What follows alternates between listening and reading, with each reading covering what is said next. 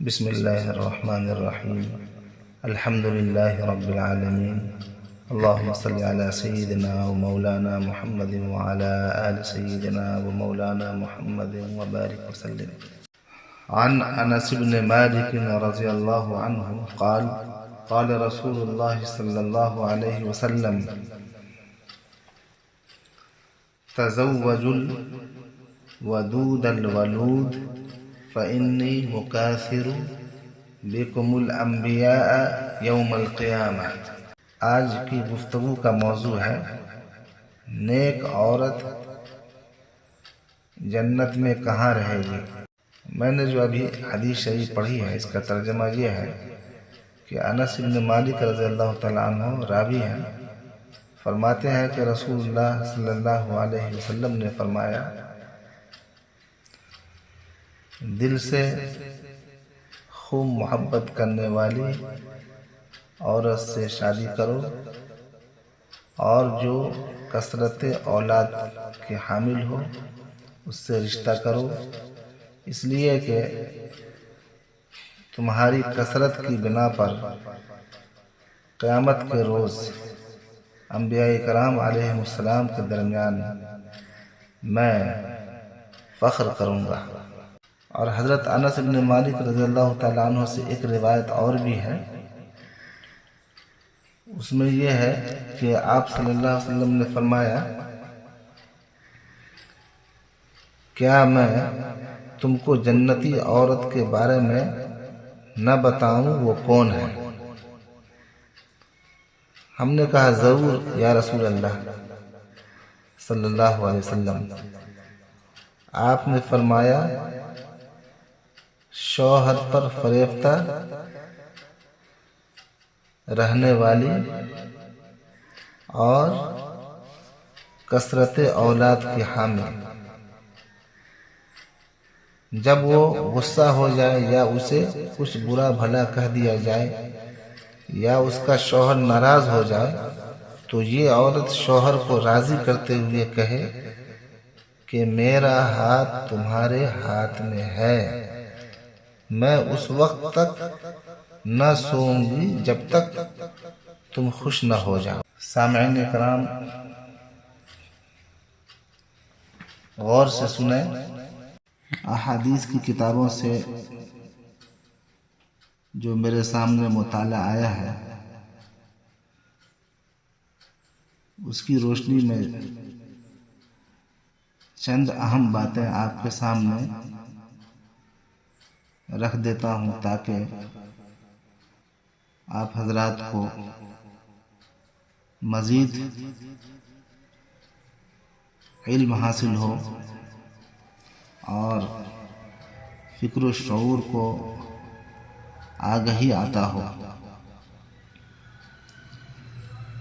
جیسا کہ میں نے عنوان قائم کیا کہ نیک عورت جنت میں کہاں رہے گی، تو اس سلسلے میں یہ جان لیں کہ نیک عورت اگر شادی شدہ ہے تو جنت میں اپنے جنتی شوہر کے ساتھ رہے گی اور شوہر کو ملنے والی حوروں کی وہ سردار ہوگی، اور اللہ تعالیٰ اس عورت کو ان سب سے حسین و جمیل بنائیں گے اور وہ میاں بیوی آپس میں ٹوٹ کر محبت کرنے والے ہوں گے.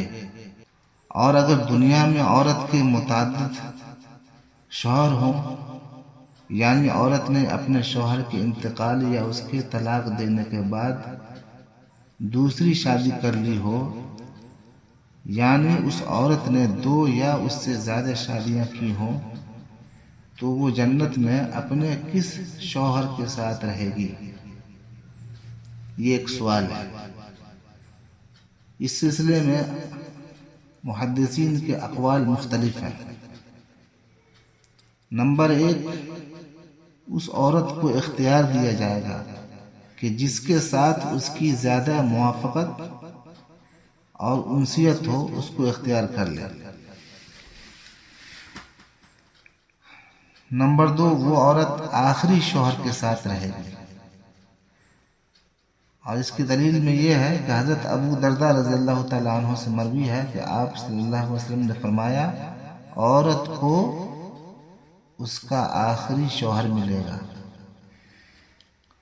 نمبر 3، عورت اس شوہر کے ساتھ رہے گی جس نے دنیا میں اس کے ساتھ اچھے اخلاق کا برتاؤ کیا ہو، اور وہ شوہر جس نے عورت پر ظلم کیا ہوگا، اس کو تنگ کیا ہوگا، وہ اس عورت سے محروم رہے گا۔ اس کی دلیل میں یہ ہے کہ حضرت ام سلمہ رضی اللہ تعالی عنہ کی ایک روایت میں ہے کہ انہوں نے آپ صلی اللہ علیہ وسلم سے پوچھا کہ کسی کے 2 شوہر ہوں تو وہ جنت میں کس کے ساتھ رہے گی؟ آپ صلی اللہ علیہ وسلم نے فرمایا اسے اختیار دیا جائے گا، پس وہ اس شوہر کو اختیار کرے گی جس نے دنیا میں اس کے ساتھ اچھے اخلاق کا برتاؤ کیا ہو، اور وہی اس کا جنت میں شوہر ہوگا۔ اے ام سلمہ، اچھے اخلاق والے دنیا اور آخرت کی بھلائی لے گئے۔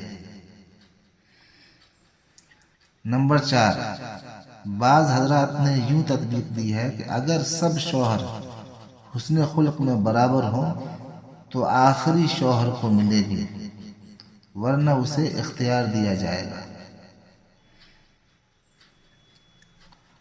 اور اگر عورت کنواری ہو، یعنی اس کا شادی سے پہلے ہی انتقال ہو گیا ہو، یا شادی شدہ تو ہو لیکن اس کا شوہر جنتی نہ ہو، تو جنت میں جس مرد کو بھی وہ پسند کرے گی اس کے ساتھ اس کا نکاح ہو جائے گا۔ اور اگر موجودہ لوگوں میں کسی کو بھی پسند نہ کرے تو اللہ تعالیٰ اس کے لیے ایک مرد جنت میں پیدا فرمائیں گے جو اس کے ساتھ نکاح کرے گا۔